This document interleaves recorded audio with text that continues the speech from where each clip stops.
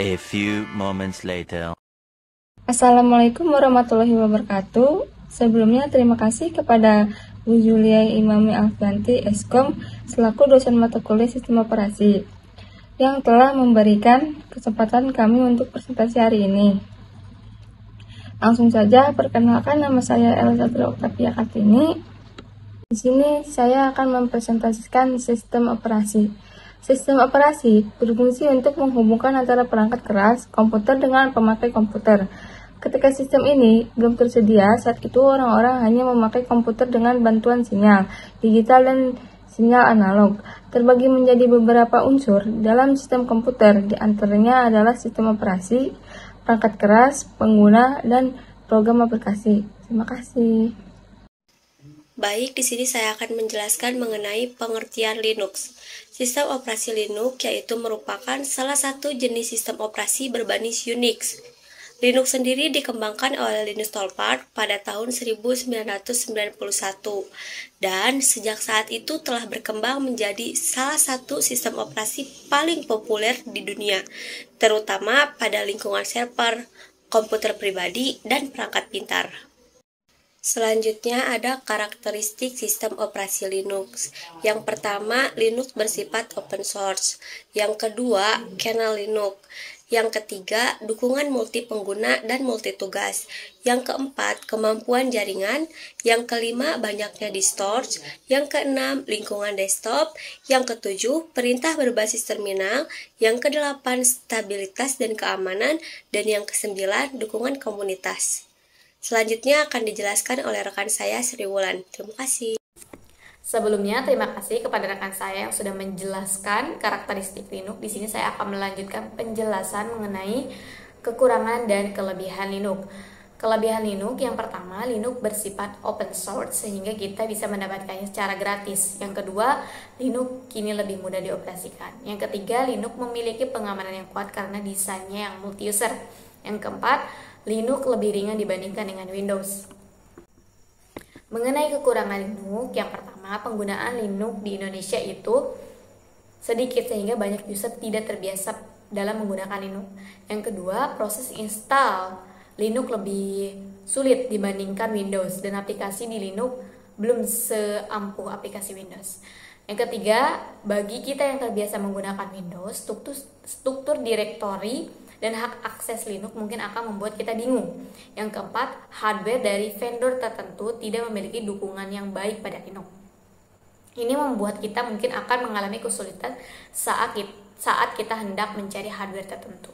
Selanjutnya saya akan menjelaskan mengenai instalasi Ubuntu di VirtualBox. Yang pertama tuh teman-teman bisa download aplikasi Ubuntu dan VirtualBox di Chrome. Teman-teman bisa searching aja VirtualBox di Chrome lalu download. Setelah teman-teman download VirtualBox dan Ubuntu di Chrome, lalu teman-teman buka aplikasi Rotel VM VirtualBox Manager, pilih machine, lalu klik New. Di sini ada tampilan New yang berwarna biru. Klik itu. Setelah klik itu, teman-teman bisa berikan penamaan dan pilih lokasi ISO image Ubuntu. Setelah teman-teman berikan penamaan, teman-teman atur memory size. Tujuannya merupakan virtual RAM, atur sesuai memori pada laptop. Jadi setiap laptop itu mempunyai memory size ya teman-teman. Yang kelima, create virtual hard disk sebagai hard disk penyimpanan sistem operasi Ubuntu server. Yang keenam, lanjutkan dengan memilih VirtualBox Disk Image atau VDI. Selanjutnya lanjutkan dengan dynamical allocated agar hard disk virtual terbentuk dinamis. Setelah itu, tur besaran storage disk yang akan dijadikan virtual disk. Di sini kita menggunakan contohnya 10 GB ya. Setelah kita tur besaran storage disk yang digunakan, yang dijadikan virtual disk, pilih ISO Ubuntu server yang akan digunakan dan telah di-download. Di sini juga ada panel storage. Lanjutkan setting virtual box, ganti dengan NAT ke bridge adapter. Nah, ada NAT bridge adapter ya, NAT di network, di bagian network. Setelah itu Pilih interface adaptor wireless yang akan digunakan. Nah, yang berwarna merah ya. Setelah itu, pastikan semua konfigurasi sudah seperti gambar di bawah ini agar saat instalasi Ubuntu mendapatkan DHCP IP. Seperti yang sudah saya kasih panah dan garis bawah. Lalu, klik Start untuk instalasi Ubuntu Server yang ada di atas yang berwarna hijau, yang udah ada panahnya ya. Setelah itu, tampilan setelah diklik Start ada di bawah sini, di atas sini. Lalu proses instalasi Ubuntu Server. Nah, di sini ada tampilannya. Sekian dari penjelasan saya, mohon maaf bila ada kesalahan. Selanjutnya, pemilihan bahasa yang akan dijelaskan oleh Adi Rivaldi. Terima kasih. Assalamualaikum warahmatullahi wabarakatuh. Perkenalkan, nama saya Rivaldi. Di sini saya akan menjelaskan tata cara menginstalisasi Ubuntu Server untuk membuat web server menggunakan VirtualBox. Selanjutnya kita akan memilih language atau bahasa. Di sini saya akan memilih bahasa Inggris. Kita enter. Selanjutnya kita enter continue without updating. Selanjutnya kita enter dan selanjutnya kita akan memilih instalasi. Di sini saya akan memilih Ubuntu Server karena akan membuat web server menggunakan Ubuntu Server di VirtualBox. Kita enter.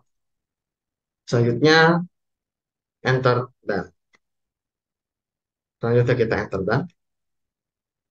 Di bagian sini configurasi proxy-nya sini secara otomatis sudah mengisi proxy address-nya. Selanjutnya kita enter dan. Selanjutnya kita enter dan lagi. Selanjutnya kita enter continue. Di bagian sini sudah terisi otomatis untuk di bagian use and answer text-nya dan setup text-nya. Selanjutnya kita enter dan. Di bagian sini, di bagian file system summary-nya, kita akan menghilangkan slash port-nya. Kita enter unknown. Nah, selanjutnya kita enter dan. Kita enter continue. Di bagian sini untuk port setup-nya, di sini kalian bebas untuk menggunakan nama apa saja untuk membuat profile, untuk membuat web servernya. Di bagian server name-nya, saya akan mengisi Ubuntu, big username-nya. Just password-nya di sini saya sarankan memilih password-nya yang mudah diingat. Ini saya akan mengisi password-nya. Selanjutnya, sudah mengisi profile setup-nya, kita enter dan. Selanjutnya kita enter continue. Di bagian sini saya akan SSH setup-nya kita enter untuk install obat SSH servernya. Lanjut, kita enter dan. Selanjutnya, kita enter dan. Di bagian sini menginstalisasi Ubuntu Server sampai selesai untuk menginstalasi Ubuntu Server. Oke, di sini sudah selesai instalasi Ubuntu Servernya. Kita enter reboot now.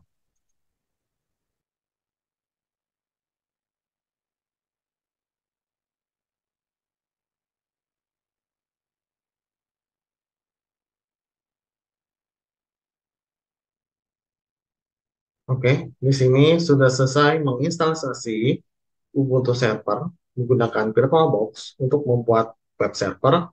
Di sini sudah siap untuk menggunakan Ubuntu servernya untuk membuat web server di VirtualBox. Sekian dari saya. Mohon maaf apabila ada kesalahan. Assalamualaikum warahmatullahi wabarakatuh. Baik, di sini saya akan menjelaskan tahapan membuat web server. Di sini pertama-tama kita login terlebih dahulu menggunakan akun yang telah dibuat. Berikut tampilannya. Jika sudah login, kita ketik perintah sudo apt update untuk melakukan proses update pada sistem Linux. Setelah melakukan update, kita akan melakukan proses install Apache dengan mengetik perintah sudo apt install Apache 2. Selanjutnya, kita lihat apakah aplikasi Apache sudah berjalan atau tidak menggunakan perintah sudo upv app list. Kemudian, kita lihat status dari Apache 2 sedang berjalan atau tidak menggunakan perintah sudo systemctl status Apache 2. Nah, di sini ada yang hijau-hijau itu, keterangannya aktif, berarti sudah bisa dijalankan. Sekarang kita akan melihat IP address dengan perintah ifconfig. Di sini ada ifconfig sesuai yang digambar. Jika kita sudah mengetahui IP address-nya, kita bisa langsung melakukan search pada web browser dengan mengetik IP address. Sekian, terima kasih. Selanjutnya akan dijelaskan oleh rekan saya, Arasy Akbarul. Assalamualaikum warahmatullahi wabarakatuh. Saya Rasya Kulibrisi. Di sini saya akan menjelaskan cara pembuatan web server. Oke, selanjutnya jika kita sudah mengetahui IP address, kita bisa melakukan search pada web browser dan mengetik IP address. Nah, selanjutnya kita melakukan perintah antara directory menggunakan cdvar www. Setelah itu kita menggunakan perintah ls untuk menyatukan daftar file atau directory. Selanjutnya adalah kita buat directory baru menggunakan perintah sudo mkdir. Nah, sudo mkdir rasiero itu nama direktorinya. Selanjutnya, melakukan perpindahan antara directory lagi menggunakan perintah cd. Nah, html cd ke rasiero. Selanjutnya kita udah berada di directory rasiero, kita bisa menambahkan file index.html. Kita ketik perintah nano index.html. Selanjutnya maka kita buat kode HTML sederhana. Setelah sudah membuat, maka kita harus menyimpannya terlebih dahulu. Setelah itu, kita restart Apache-nya menggunakan perintah systemctl restart Apache. Nah, tahapan terakhir kita buka web browser. Setelah itu kita ketik IP address. Setelah IP address kita slash dan terus nama direktorinya rasiero. Nah, sekarang ada gitu di web browsernya yang kita ketik tadi di HTML yang sederhana itu. Sekian, terima kasih. Mohon maaf tidak ada kesalahan. Wassalamualaikum warahmatullahi wabarakatuh.